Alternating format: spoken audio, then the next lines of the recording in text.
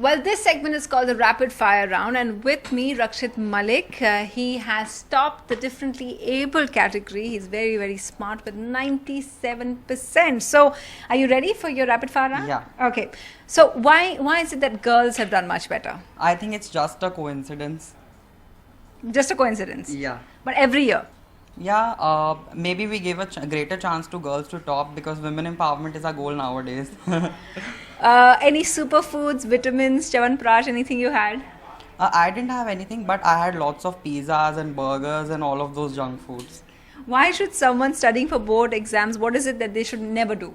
They should never have a do not do list. They should do everything and enjoy life even while studying. Is there anything you missed while you were studying? I missed my sleep.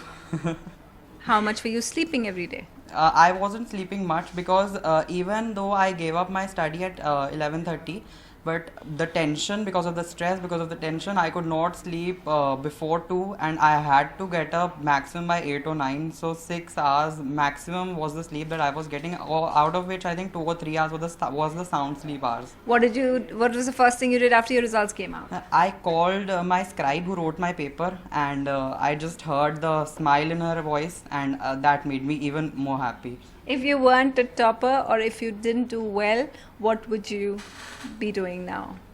I would have been a bit sad at that moment, but the same as I am now, I would be the same. What's the best reward been?